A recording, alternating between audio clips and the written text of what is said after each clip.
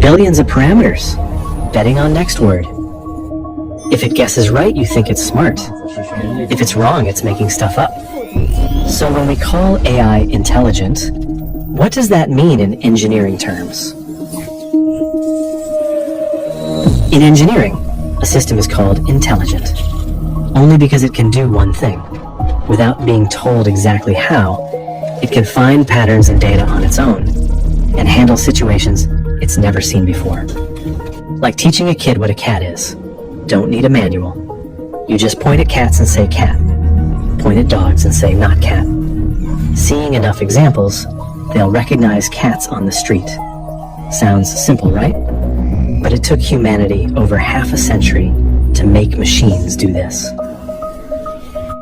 The first idea was obvious.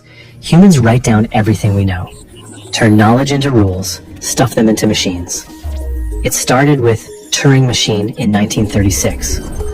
Give it a manual full of rules and it can do any calculation. Because computing is moving symbols around.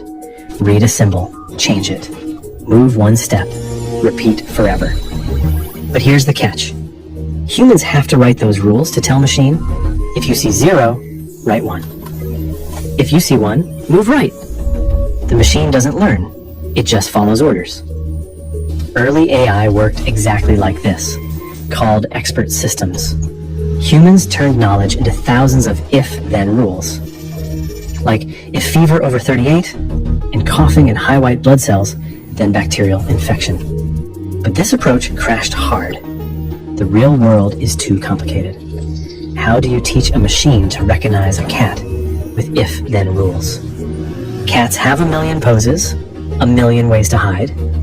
100,000 rules still won't cover them all. Plus, a lot of knowledge can only be understood through intuition. It's tacit knowledge. You can't write it down as if-then. So when problems got too complex for us to write rules, this path hit a dead end. If we can't write the rules, then let machines find the rules in data by itself. How? Scientists looked at the brain for inspiration. The brain doesn't run on if-then rules. It runs on billions of neurons connected together. They get signals, adjust their connections, and learn patterns. Frank Rosenblatt built the first artificial neural network based on this. It's simple. Each input gets a weight. Add them up. If total passes a threshold, output yes. If not, output no. It's good, but too simple. With only one layer, it could only handle basic stuff. Anything more complex and it failed.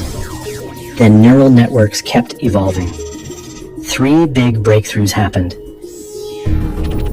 First, networks got deeper. From one layer to dozens, even hundreds. Each layer picks out different features. Feed it a cat picture, let it pass through multiple layers. First layer learns edges and lines. Second layer combines lines into shapes. Third layer shapes into ears and eyes of a cat. Last layer puts it together and outputs. This is a cat. More layers mean more complex patterns. That's what deep in deep learning means. Not about deep thoughts, just about lots of layers. But what if it gets it wrong? Then that's where backpropagation comes in. It starts with the wrong answer. Works backwards through all the layers, tells each of the connections. You gave the cat's ear too low a weight, turn it up. Without backpropagation, deep networks are a mess. With that, billions of connections get optimized. Then came data and computing power. 2012, the internet gave us massive amounts of data. GPS gave us brute force computing. Deep learning crushed all the old methods. But AI at this stage was still narrow. The cat recognizer couldn't play chess. The chess player couldn't translate. Switch tasks, and you have to start over. But what happened next exceeded scientists' expectations. 2017, Google introduced transformer architecture. It's good at handling sequences, especially language. OpenAI took this architecture and ran a crazy experiment. Build a massive model. Feed it the entire internet. Give it one job. Predict the next word. That's it. Guess right, keep going. Guess wrong, adjust the weights. Thousands of GPUs, running for months. Scientists noticed something. As the model got bigger, performance improved along a predictable curve. They called it the scaling law. When it crossed a certain size, something clicked. Some abilities it was never trained just appeared.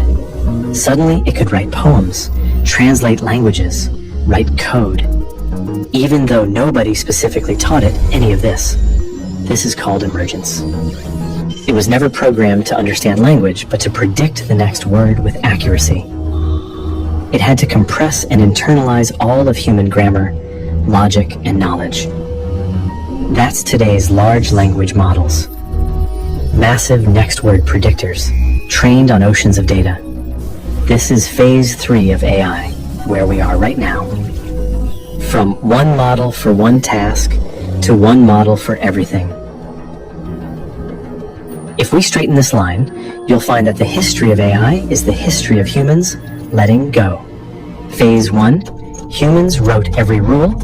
Phase 2, humans only provided structure.